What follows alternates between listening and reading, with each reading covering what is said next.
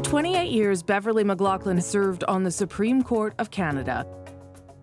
For 17 of them, she was Chief Justice, the first woman to do so. The fact that I am in this seat today is a testament to the justice of Canadian society.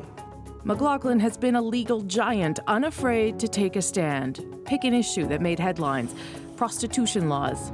I would like to thank the Supreme Court of Canada for declaring sex workers to be persons. Assisted dying. They won't be forced to suffer in bodies that have failed them. McLachlin was key to all of them. It's hard to just overlook that suffering. She also famously stood her ground in a public dispute with former Prime Minister Stephen Harper. I did what was the appropriate thing. Last week, the Chief Justice bid farewell. Whatever lies ahead, I know that my time here will always be the centerpiece of my life. Now, upon her retirement, we were granted a rare interview where I focused on her legacy, leadership, and how the Supreme Court has changed under her direction. How do you feel you've changed the court?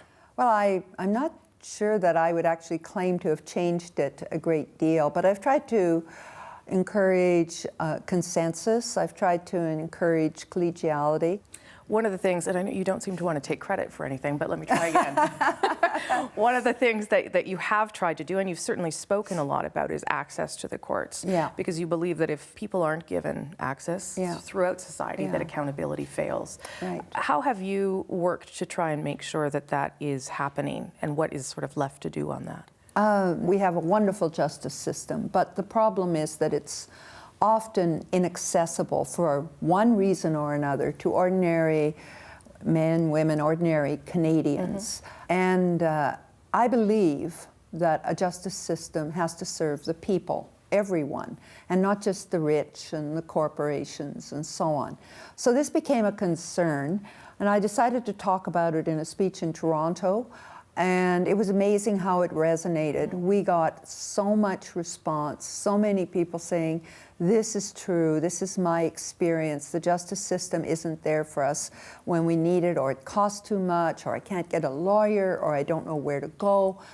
And so I really realized that this was a major thing for Canadians, that we'd really touched on something. So we started making efforts to see what we could get going in the way of conversations about how we can improve the situation. To talk about this court a little bit, there was some hope that with you leaving, that there might be an Indigenous person named to the court.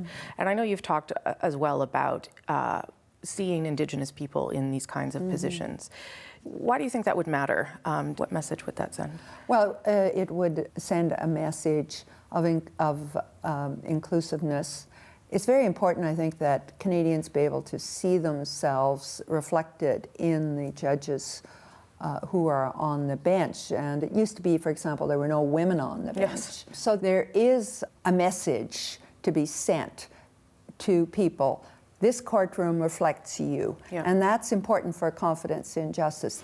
I want to go back to some comments you made in May of 2015. These were in a speech you made about, you talked about the cultural genocide on Indigenous people. And there were some people that came out and were critical, not necessarily because of the language, but the fact that you said anything at all. In the buzzword of the day, assimilation. In the language of the 21st century, cultural genocide. Why did you use that language? Why did you feel it was so important? Well, I was talking about the history, and I think it's important to understand the law, for example, to understand the history to which it applies and from where it comes. And the topic was diversity and respect for difference.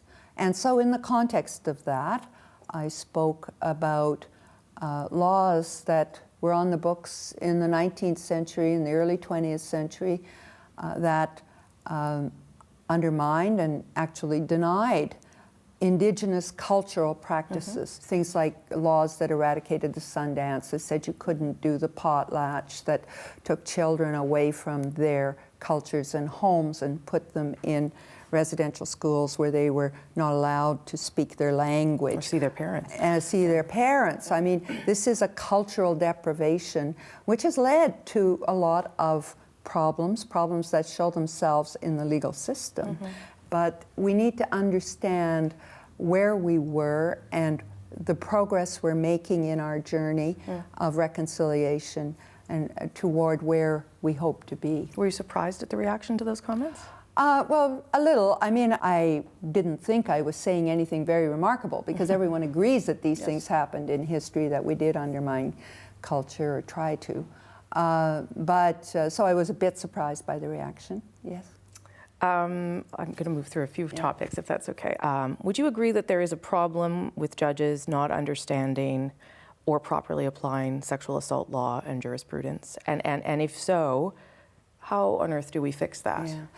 I want to think, and I do believe, that 99% of the judges are very, very cognizant of the issues involved.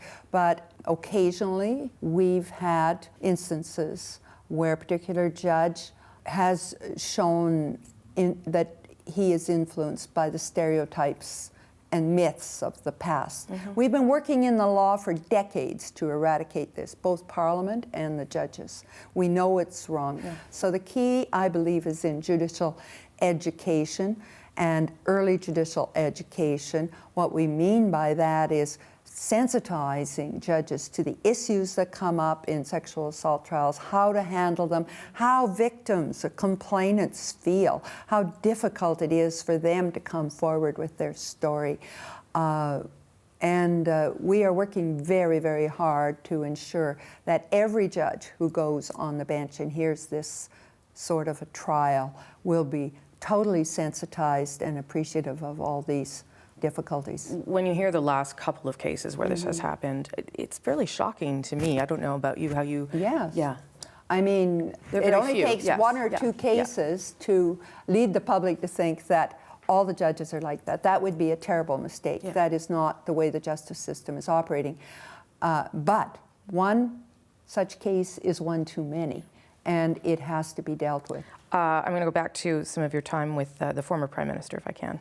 When did you realize that you were involved in some sort of extraordinary disagreement or dispute with Prime Minister Harper? 4 a.m. in the morning, I had been in New Brunswick the night before giving a speech, and I had to get back to Ottawa for 8 o'clock. So, as I recall, I got up, I went down to the desk, and there was the Globe and Mail with the accusations on the front page.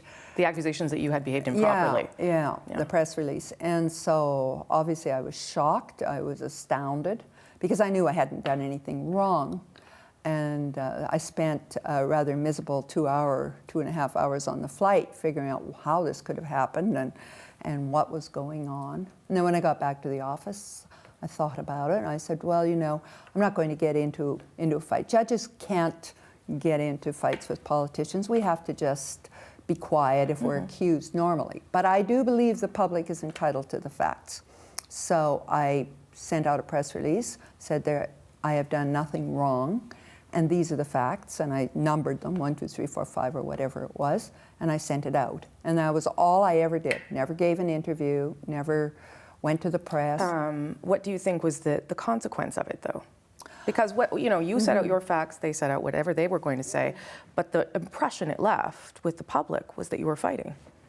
Yeah, well, as I say, I declined to fight, but I did think the public should know the facts. But the consequence, I think, was fine. I was worried that any such allegation could tarnish the administration of justice, could tarnish the office of Chief Justice, could tarnish the court. That was my main concern, and the reason I put out the facts.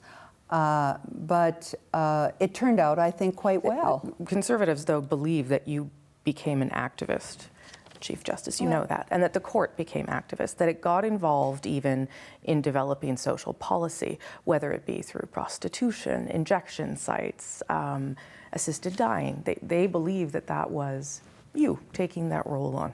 What would you say to when them? the Charter was adopted in 1982, we changed the role of the judiciary. Judges were, not through their own desire, but they were the ones who were called upon to decide whether governments, laws, and actions conformed to the Charter. So the judges were thrust into this role. At the time, there was a lot of debate. This is in the 80s and the 90s. And that's when I think these charges of judicial activism reached their heights. And I understand perfectly the concerns. It was a sea change. And for a lot of people, they didn't agree with that change. Have we been too activist? I don't think on the whole the courts have been. I think they're trying to do their job of upholding the Constitution and upholding the law. And the fact that Stephen Harper's government came up against the courts so often and was smacked down, might be too casual a language, but you pushed back on things that they had put out there. I wonder if there wasn't some overreach on the part of the government, and whether you went back and forth with them saying, not. Well, you know, we take what we get. If you send us a certain law, we have to judge it objectively and in accordance with the principles that have been laid down. And so that's all we do. But we definitely don't get partisan or anything like that. And we simply have to call it as we see it. I want to talk to you about assisted dying, only because you were ahead of your time on this. I mean, you really were. Back in the Sue Rodriguez case, you had a dissenting opinion in '93 where you believed that people should have this ability. It took an awfully long time for the rest of the country to catch up with you. So why do you think that you were so ahead on that? Well, there were several other judges who agreed with me, I have to point out, even in the Rodriguez case, and it was a difficult case for us then. And it is a difficult issue. But I think if you look at the judgment, you'll see that what had happened, the principal change was that there was a lot more evidence on how assisted dying could be made to work in a respectful and civilized way. And the worldview was changing. There were many countries in the world that had grappled with this issue. So the perspectives and the facts on the ground changed, perhaps social attitudes a little, but those were the major changes. Is it too big a question to ask you what you're most proud of? Well, a decision it is or a big moment? question. It is. I'm very proud of the work we've done on Indigenous rights.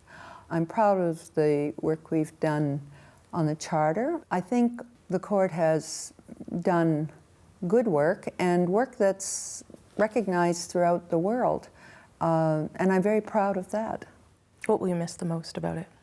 Oh, I'll miss a lot of things, but I'll miss the judging, the ability to grapple with new, difficult issues that are coming down the track. And I'll have to stand there in the sidelines and watch others do it, and that will be something, that will be hard.